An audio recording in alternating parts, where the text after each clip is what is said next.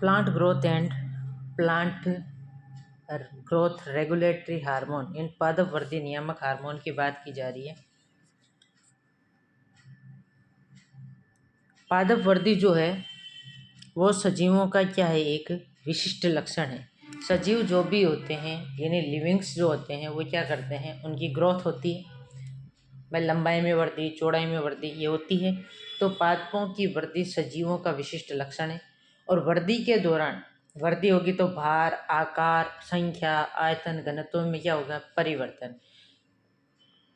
पादप की जो है वो शाखाओं की संख्या में वृद्धि हुई है, भाई भार भी बढ़ेगा, उसका आकार जो पहले छोटा था वो बड़ा होगा, और आयतन, घनत्व इनमें भी क्या होता है, परिवर्तन होता है। और वृद्धि कैसी होती है, अनुत्क्रमणीय परिवर्तन होती है। ऐसे नहीं एक बार वृद्धि होने के बाद में वापस पादप क्या हो जाए, छोटा हो जाए, तो ऐसा है नहीं। तो इरिवर्सिबल चेंजेज है। Growth is irreversible changes. वृद्धि जो यानी ग्रोथ जो है वो कैसी होती है, स्थायी यानी परमानेंट होती है। और जैव रासायनिक परिवर्तन है, ये क्या है, बायोकेमिकल चेंजेज है। पादप में क्या होती है, वृद्धि होती है तो फल बनते हैं, फूल बनते हैं, सभी जो है वो नई नई तरीके के जो है उनमें ग्रोथ होती है। तो वो क्या होती है, उनमें नए नए केमिकल का भी तो क्या होता है, फॉर्मेशन होता है। तो जैव रासायनिक परिवर्तन है। कभी जो है ये ऐसे दे देते हैं, स्टेटमेंट में दे देते हैं कि इन चार में से कौन सा सही है, कौन सा गलत है। वृद्धि है, पादपों की वृद्धि है सजीवों का विशिष्ट लक्षण। पादप के भार, आकार, संख्या, आयतन, घनत्व में changes. Weight, size, numbers, velocity और डेंसिटी में चेंजेज। और वृद्धि ग्रोथ जो है वो इरिवर्सिबल यानी अनुत्क्रमणीय परिवर्तन होता है। दो परिवर्तन होते हैं, उत्क्रमणीय और अनुत्क्रमणीय, रिवर्सिबल और इरिवर्सिबल। गाड़ी जो है वो रिवर्स आती नहीं आती, गाड़ी आगे भी जाती है और गाड़ी पीछे भी जाती है। तो उसी प्रकार कोई अभिक्रिया आगे भी होती है और वापस अभिक्रिया से उत्पाद बनता है और उत्पाद से वापस क्या बनते हैं, अभिकारक बनते हैं। तो ये पर जैसे जो है वो NN2 नाइट्रोजन और हाइड्रोजन मिलकर क्या बनाते हैं, अमोनिया। तो नाइट्रोजन और हाइड्रोजन से अमोनिया बनता है, तो अमोनिया से वापस जो है वो नाइट्रोजन और हाइड्रोजन बनते हैं। तो ये प्रक्रिया यानी अभिकारक कहते हैं और इनको कहते हैं उत्पाद। तो अभिकारक से उत्पाद और उत्पाद से वापस अभिकारक जो बनते हैं उस अभिक्रिया को क्या कहते हैं, रिवर्सिबल या उत्क्रमणीय परिवर्तन कहा जाता है। और जो वापस जो एक ही तरफ होती है उसको कहा जाता है इरिवर्सिबल या अनुत्क्रमणीय परिवर्तन कहा जाता है।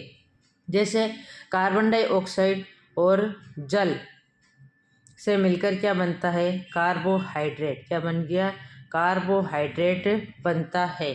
तो ये एक ही तरफ हो रही है, दोनों तरफ अभिक्रिया नहीं होती है, तो ये क्या होती है, रिवर्सिबल अभिक्रिया होती है। इसके बाद पादप वृद्धि के दौरान भार बढ़ता है, परंतु अपवाद स्वरूप देखा होगा, जब प्याज अंकुरित हो जाता है, आलू अंकुरित हो जाता है, तो उनका वेट क्या हो जाता है, कम हो जाता है।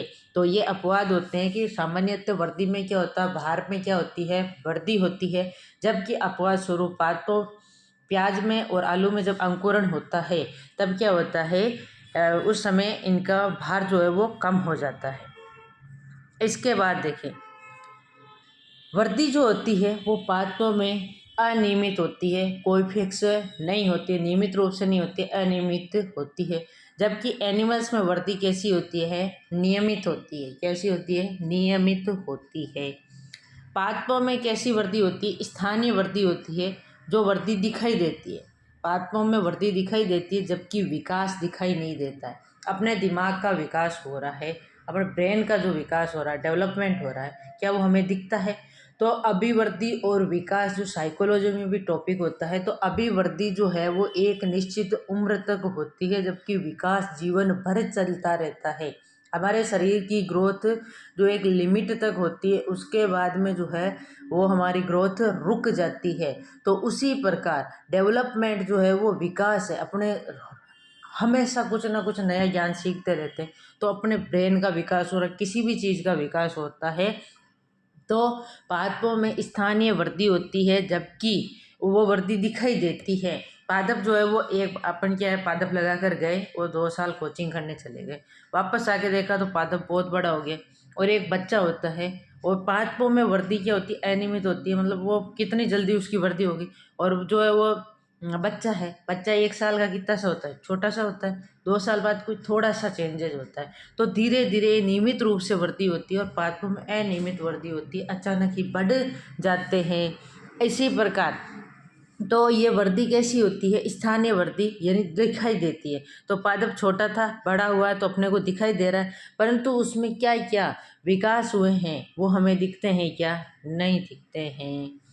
वृद्धि जो है ग्रोथ को अपन माप सकते हैं, जबकि विकास को नहीं माप सकते हैं। वृद्धि जो होती है वो कैसी होती है, मात्रात्मक परिवर्तन होती है, जबकि विकास कैसा परिवर्तन है, गुणात्मक। वृद्धि जो है वो क्वांटिटेटिव चेंजेस है, जबकि डेवलपमेंट जो है वो क्वालिटेटिव चेंजेस है। विकास में क्या होता है, गुणों में वृद्धि होती है, तो गुणों को अपन जो है वो देखो आँखों से दिखाई नहीं देते हैं। वृद्धि जो है वो विभेदन यानी डिफ्रेंशिएशन, निर्विभेदन विकास के भाग होते हैं। वृद्धि, विभेदन और निर्विभेदन, ग्रोथ, डिफ्रेंशिएशन और ई डिफ्रेंशिएशन जो है वो किसके भाग होते हैं, डेवलपमेंट के पार्ट होते हैं। ग्रोथ भाई, विकास में ग्रोथ भी होती है, विभेदन भी होता है और निर्विभेदन भी होता है। कैसे, ऐसे देखो कि विभज्योतक जो मेरिस्टेम टिश्यू होते हैं, विभज्योतक जिनमें लगातार विभाजन होता रहता है, वो विभज्योतक तो टिश्यू होते हैं। तो इनमें विभाजन से विभेदन यानी विभाजन डिफ्रेंशिएशन होते होते होते वो क्या बन जाता है, परमानेंट टिश्यू यानी स्थायी उत्तक बन जाता है। स्थायी उत्तक में वापस क्या होगा, डिफ्रेंशिएशन होगा, तो उसमें क्या हो जाएगा, वापस क्या बन जाता है, विभज्योतक बन जाता है।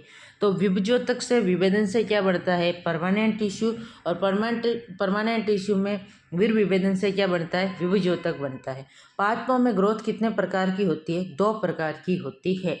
एक तो प्राथमिक ग्रोथ होती है और एक दूसरी सेकेंडरी ग्रोथ होती है। जो प्लांट एनाटोमी होती है वहाँ पर इनकी बात की जाती है, प्राइमरी ग्रोथ और सेकेंडरी ग्रोथ। कुछ यहाँ पे दिखा दिया जाए आपको। पादप जो होता है ये इसका शीर्षस्थ भाग होता है, जिसको कहा जाता है एपिकल। क्या कहा जाता है, एपिकल। पादपों में जो पर्व और पर्व संध्या बनती है, नोड और इंटरनोड बनता है, वो आते हैं इंटरकैलेरी में। किसमें आते हैं, इंटरकैलेरी ग्रोथ जोन, जो अंतर्विष्ट वृद्धि होती है। और पादप जो है वो मोटाई में वृद्धि होती है, उसको कहा जाता है पार्श्व वृद्धि यानी लेटरल ग्रोथ कहा जाता है। जो एपिकल ग्रोथ होती है, शीर्ष में लंबाई में वृद्धि होती जाती है। तो पहले पादप में क्या होती है, शीर्ष में लंबाई होती जाती है, वो पतला पतला होता है और लंबा होता जाता है। तो एपिकल ग्रोथ कैसी ग्रोथ है, प्राइमरी ग्रोथ है। कैसी ग्रोथ है, प्राइमरी। जबकि इंटरकैलेरी और लेटरल जो है वो कैसी ग्रोथ होती है, सेकेंडरी ग्रोथ होती है। तो पादप में वृद्धि के कितने क्षेत्र होते हैं, वृद्धि 2 प्रकार की होती है, 2 type of growth in plant, primary growth and secondary growth. बल्कि पादपों में वृद्धि के क्षेत्र, area of growth in plant देखा जाए तो वो 3 टाइप ऑफ ग्रोथ एरिया है। Growth zone, first apical growth zone, second जो है वो इंटरकैलेरी ग्रोथ जोन है, थर्ड है लेटरल ग्रोथ जोन। शीर्षस्थ, अंतर्विष्ट और पार्श्ववर्ती क्षेत्र होता है। तो शीर्षस्थ तो कौन सा होगा, ऊपर वाला। पार्श्व में जो है वो कौन सा होगा, लेटरल, जो मोटाई में वृद्धि करेगा। और जो इंटरकैलेरी होते हैं ये होता है नोड और इंटरनोड में वृद्धि करता है। अब वृद्धि के चरण कौन से होते हैं, उनका क्रम ध्यान रखना होता है। इनके क्रम का सीक्वेंस जो है वो पूछा जाता है कि फर्स्ट कौन सा है, सेकंड कौन सा है, थर्ड कौन सा है। इसको क्रम को बताइए, जो है वो ऑप्शन कौन सा सटीक बैठता है। तो पहले क्या होता है, सेल फॉर्मेशन होता है। क्या होता है, सेल फॉर्मेशन। फिर क्या होता है, इलोंगेशन। क्या होता है, इलोंगेशन। फेम क्रीम आती है, कौन सी क्रीम आती है, फेम। तो फेम याद रखोगे, क्या याद रखोगे, फेम। एफ से तो क्या हो जाएगा, फॉर्मेशन। ई से क्या हो जाएगा, इलोंगेशन। और एफ एम से क्या हो जाएगा, मैचुरेशन यानी विभाजन। फॉर्मेशन निर्माण करेगी, एलोंगेशन दीर्घीकरण करेगी, जबकि एम मैचुरेशन विभाजन करेगी। क्या करेगी? विभाजन यानी परिपक्वन। क्या करेगी? परिपक्वन अवस्था। पादप में पहले क्या होता है? निर्माण होता है, फिर उसका जो जितना बढ़ना होता है वो उतना बढ़ जाता है, दीर्घीकरण होता है, फिर उसका क्या हो जाता है? परिपक्वन स्टार्ट हो जाता है।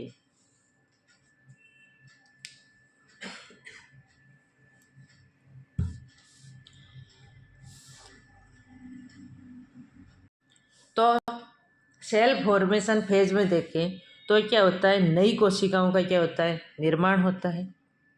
भाई फॉर्मेशन निर्माण होगा तो नई नई कोशिकाएं बनेगी, तो नई कोशिकाओं का निर्माण होता है। और कैसा डिवीजन होता है? समसूत्री विभाजन होता है, माइटोटिक डिवीजन होता है।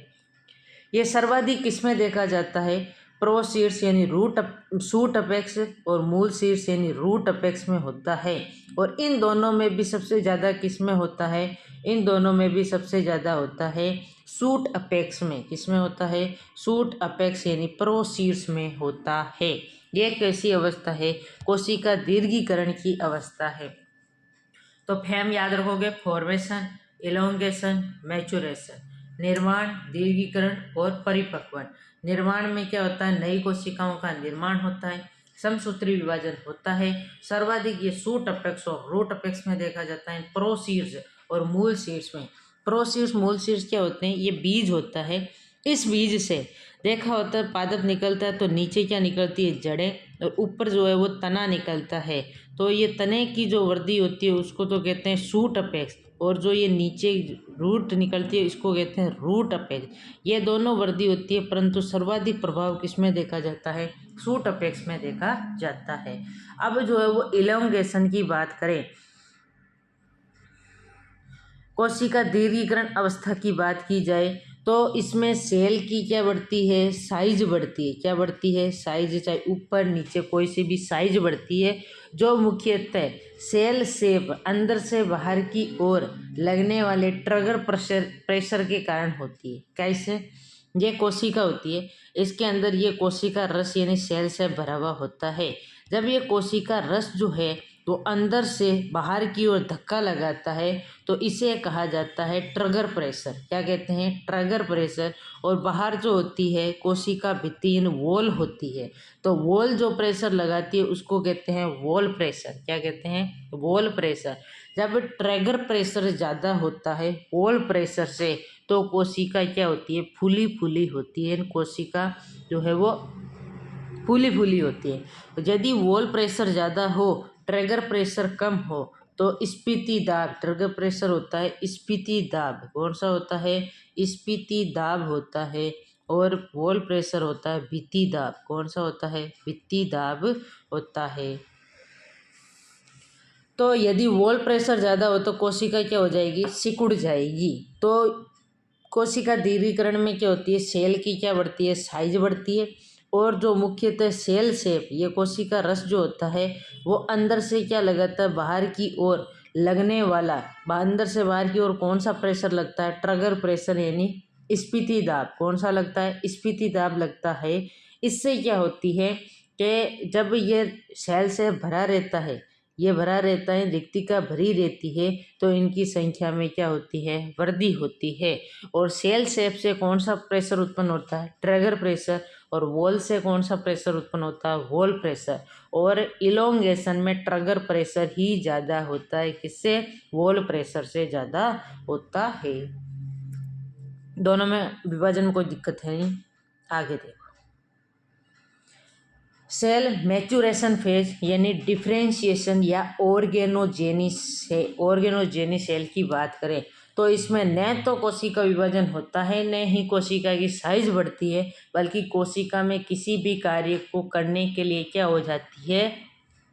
विशिष्टीकरण हो जाती है। क्या हो जाती है? विशिष्टीकरण। इसमें न तो कोशिका विभाजन होता है।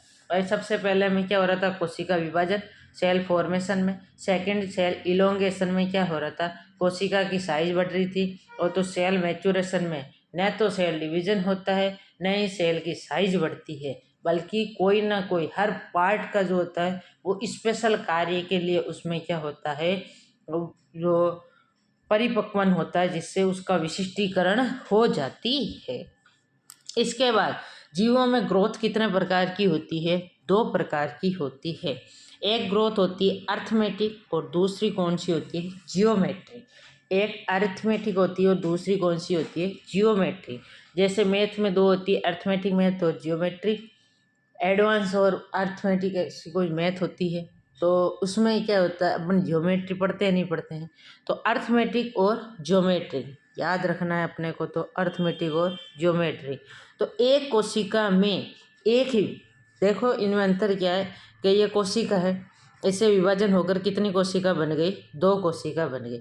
तो इस कोशिका से तो अब विभाजन नहीं होगा, ये तो स्थायी होगी, और दूसरी का क्या होता है? विभाजन होता है। फिर इसका विभाजन हुआ तो 2 कोशिकाएं बनी, एक तो क्या हो गई? स्थायी हो गई, और दूसरी में क्या होता है? विभाजन होता है। तो इसमें क्या होता है? एक सेल में ही विभाजन, एक सेल में एक ही विभाजन होता है। एक सेल में क्या होता है? एक ही विभाजन होता है, दूसरा क्या हो जाता है? स्थायी हो जाता है।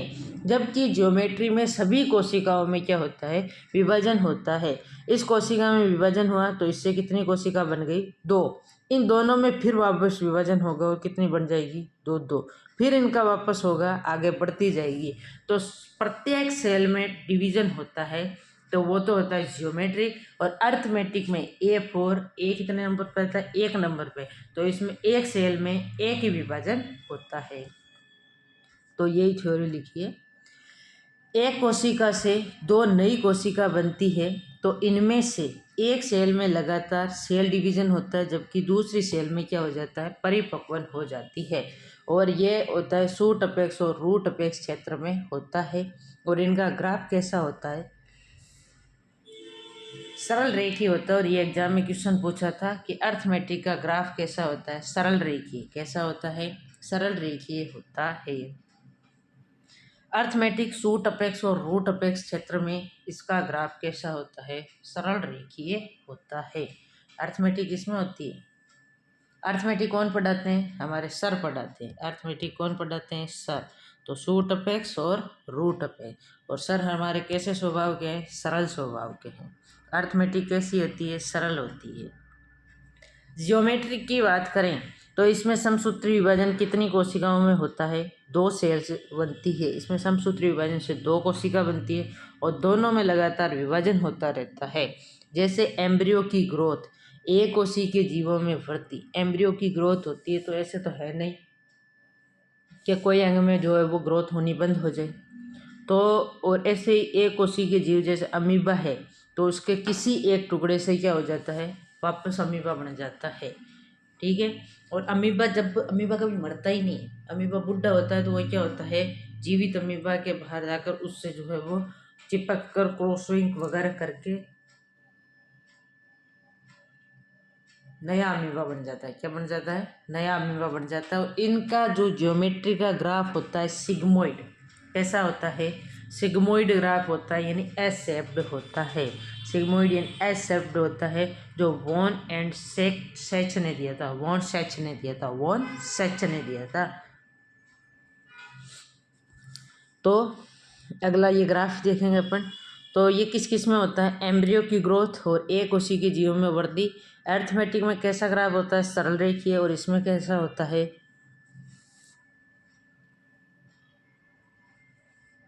सिग्मोइड। अब प्लांट ग्रोथ कर्व देखें तो ये पूछा जाता है पहले तो कैसा होता है? तो ये एस शेप्ड होता है, जिसको क्या कहते हैं? सिग्मोइड। दूसरा जो है वो किसने दिया था? क्वेश्चन ने दूसरा है कि किसने दिया था? वॉन सेच ने दिया था। इस ग्राफ में जो ऐसा जो ये ग्राफ बना है, पहले तो क्या हो रही है? नीचे नीचे हो रहा है। नीचे क्या होती है? अपनी टांगे होती है, और टांगों को क्या कहता है? लेग। तो ये होता है लेग फेज। क्या होता है? Lag phase. और जो ये ऐसे सीधा कर्व खड़ा हो रहा है, इसको क्या कहते हैं? लोग। क्या कहते हैं? लोग। और वापस जो इस तरह से हो रहा है, इसको कहा जाता है स्टेडी या स्टेशनरी, यानी स्थितिक अवस्था। ये स्थिर अवस्था है, मतलब इसमें विभाजन तो होता है परंतु हमें दिखाई नहीं देता है। लेग फेज में क्या होता है? विभाजन धीरे होता है। लॉग फेज में विभाजन क्या होता है? तीव्र गति से होता है। वृद्धि सर्वाधिक होती है। कोचिंग स्टार्ट करते हैं तो धीरे धीरे अपन 1-2 दिन में क्या होते हैं? वहाँ एडजस्ट होते हैं। रूम वूम लिया, सब लिया, 5-6 दिन लग गए। उसके बाद तैयारी स्टार्ट करते हैं और नया नया जोश होता है तो क्लासें लेते हैं और डेली पढ़ते हैं तो अपना ग्राफ सीधा जाता है, मतलब पढ़ाई बहुत तेज चल रही। फिर कहते हैं एग्ज़ाम होगा 2026 में, तो तुम्हें जो है वो क्या होगा, अभी तो साल भर पढ़ा है, और 26 में कह दे नवंबर में 2 साल पढ़े, तो तुम लोग क्या हो जाते हो, थोड़ा थोड़ा पढ़ते रहते हो और स्थिर हो जाते हो। क्या हो जाते हो, स्थिर। तो यही बात है कि लेग फेज में वर्दी क्या होती है, कम। लोग में क्या होती है, सर्वाधिक वर्दी। और स्टीडी में क्या होती है, स्थिर हो जाती है, वर्दी होती रहती है परंतु अनुमान नहीं लगा सकते। लोग फेज की बात करें तो इसको कहा जाता है एक्सपोनेंशियल फेज भी कहा जाता है, चरघातांकी वृद्धि, ग्राउंड फेज ऑफ ग्रोथ भी कहा जाता है, यह समग्र वृद्धि काल भी कहा जाता है। लोग फेज, एक्सपोनेंशियल, चरघातांकी, ग्राउंड फेज ऑफ ग्रोथ, मतलब ग्राउंड फेज ऑफ ग्रोथ इन ग्राउंड से एकदम वृद्धि हुई है इसलिए ग्राउंड फेज ऑफ ग्रोथ इन समग्र वृद्धि काल। चरघातांकी, लोग अगर ये होते हैं इनको चरघातांकी कहते हैं, तो एक्सपोनेंशियल कहते हैं, और लोग तो लोग ही होता है। आगे देखो, पादप वृद्धि को प्रभावित करने वाले कारक। पादप वृद्धि को प्रभावित करता है पानी, कौन करता है, ऑक्सीजन, कौन करती है, उपजाऊ मृदा, अनिवार्य पोषक वर्ग, सूर्य का प्रकाश, तापमान, आनुवंशिक कारक, ये सभी चीज़ें पादप को प्रभावित करती है। पानी की कमी होगी तो पानी पादप में क्या हो जाएगी, ग्रोथ कम हो जाएगी। और उपजाऊ मृदा होगी तो ग्रोथ अच्छी होगी, ऑक्सीजन पर्याप्त मिलेगी तो ग्रोथ अच्छी होगी, अनिवार्य पोषक तत्व जो मिलते रहेंगे तो ग्रोथ अच्छी होगी, सूर्य का प्रकाश, तापमान, आनुवंशिक कारक जो है वो सब क्या करते हैं, पादप वृद्धि को प्रभावित करते हैं। इसके बाद में बात की जाए मापन वृद्धि का, किसकी बात करें, मापन वृद्धि का, मेजरमेंट ऑफ प्लांट ग्रोथ। तो हम मेजरमेंट कैसे कैसे कर सकते हैं तो वो देखें।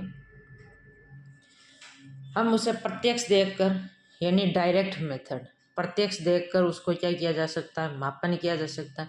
प्लांट छोटा सा था, इतू सा, प्लांट क्या हो गया, बड़ा, तो अपनी आंखों से अपन देख सकते हैं, मतलब प्रत्यक्ष।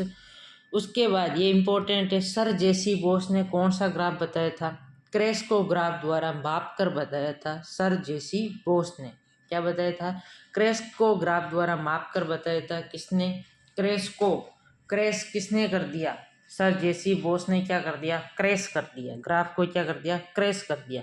तो क्रेश को ग्राफ, तो ये ऐसे याद रख लो, बोस को मैंने क्या समझाया, कैसे कैसे तैसे जैसे ग्राफ समझाया।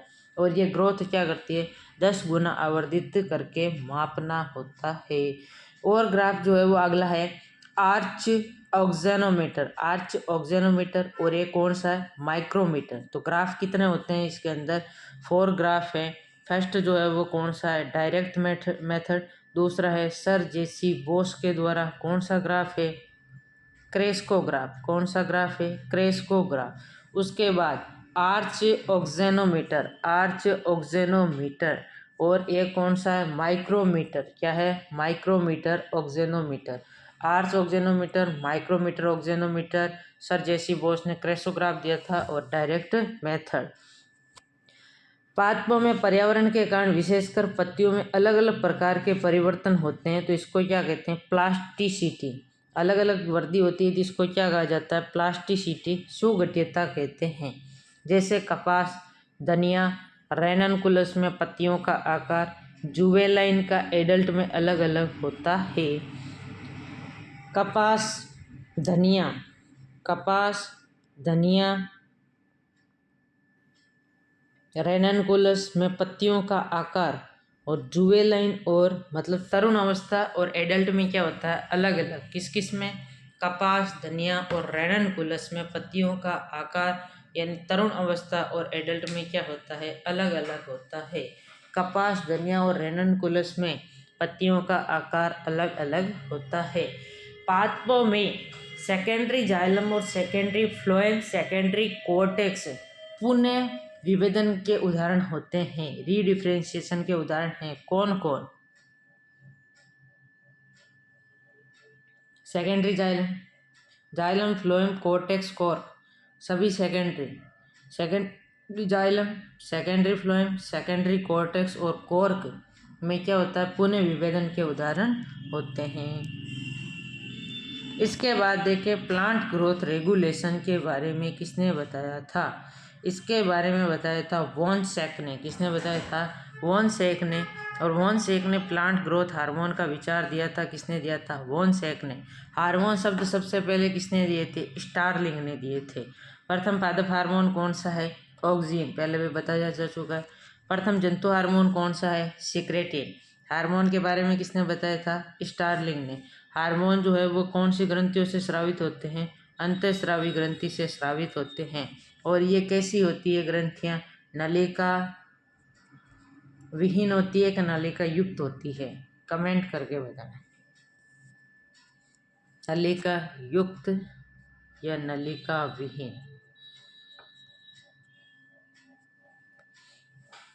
चलो मैं बता दूं, नलिका विहीन होती है। नलिका युक्त कौन से होते हैं? बहिस्रावी यानी एंजाइम होते हैं। कौन होते हैं? एंजाइम। याद करो, बताया था। बाहर जो है वो मोबाइल के क्या लगाते हैं? कवर, यानी उसको ढकते हैं। उसके बाद फाइटो हार्मोन शब्द किसने दिया था? थीमान ने। फाइटो हार्मोन शब्द किसने दिया था? थीमान ने दिया था। ये पूछा गया है, फाइटो हार्मोन शब्द किसने दिया था? थीमान ने। फाइटर जो होता है उसका क्या किया जाता है? मान किया जाता है। फाइटर का क्या किया जाता है? मान किया जाता है। और ऐसे हार्मोन जो प्लांट ग्रोथ को प्रेरित करते हैं उन्हें क्या कहते हैं? प्रोमोटर हार्मोन कहते हैं। जो प्लांट ग्रोथ की वृद्धि को प्रेरित करते हैं और जो भी अपने को ऑफिस में या अपनी ज़िंदगी में जो भी अपने को प्रेरित करते हैं वो हमारे क्या होते हैं? वो हमारे क्या होते हैं? वो हमें प्रोमोटर करते हैं, मतलब हमें प्रेरित करते हैं। तो प्रोमोटर हार्मोन कहते हैं। और ये हार्मोन होते हैं एसओजी टीम, सुनिए जो पेपर लीक के लिए बनी थी। तो एस से हो गया साइटोकाइनिन, ओ से हो गया ऑक्सिन, जी से क्या हो गया? जिब्रेलिन। जी से क्या हो गया? जिब्रेलिन। तो साइटोकाइनिन, ऑक्सिन और जिब्रेलिन ऐसे हार्मोन जो पादप वृद्धि को रोक देते हैं उन्हें कहते हैं ग्रोथ इनहिबिटरी। जो पादप की वृद्धि को बढ़ाते हैं तो उन्हें तो कहते हैं प्रमोटर हार्मोन, और जो उसकी वृद्धि को रोक देते हैं उन्हें कहा जाता है इनहिबिटरी हार्मोन। ये होते हैं ABA। कौन से होते हैं? ABA होता है एब्सिसिक एसिड होता है। ऑक्सिन किसका डेरिवेटिव है? और साइटोकाइनिन, जिब्रेलिन, ABA ये है किस के डेरिवेटिव? ऑक्सिन तो है इंडोल के। ऑक्सिन किसका? इंडोल का। याद क्या रखोगे? ओडी गाड़ी। क्या याद रखोगे? ओडी गाड़ी। तो ओ यानी ऑक्सिन और डी यानी इंडोल। क्या हो गया? इंडोल। डोल, या ऐसे याद रखो, ओडी गाड़ी डोलती है। ओडी गाड़ी डोलती है। तो auxin, indole. Gibberellin, GT road सुनी है? तो जिब्रेलिन हो जाए जी से जिब्रेलिन, टी से टर्पेलिन। जी से जिब्रेलिन, टी से टर्पिन। जी से जिब्रेलिन, टी से टर्पिन। अगला जो है वो क्या हो गया? साइटोकाइनिन, जिसको एडिनिन कहा जाता है। क्या कहा जाता है? एडिनिन। तो साई की एडी, क्या याद रखोगे? साई की एडी। साइटोनिन का क्या हो जाएगा? एडिनिन। साइटोनिन का क्या हो जाएगा? एडिनिन। ABA कैरोटिनॉइड डेरिवेटिव होते हैं। एब करो, क्या करो? एब करो। तो ओडी, मैं ओडी गाड़ी लाया, उसको जीटी रोड पर ले गया तो वहाँ पर साई की एडी थी। तो मैंने कहा अब करो कृपा साईं जी, अब करो कृपा साईं जी। तो ओडी, ओ से ऑक्सिन, डी से इंडोल, और जीटी से जी से जिब्रेलिन, टी से टर्पिन, साई की एडी तो साइटोकाइनिन से एडिनिन, और एब करो, एब यानी ABA करो यानी कैरोटिनॉइड डेरिवेटिव होते हैं। C2H4 एथिलीन जो है वो एकमात्र कैसा हार्मोन है? गैसीय हार्मोन है। एकमात्र कैसा हार्मोन है? ये गैसीय हार्मोन है।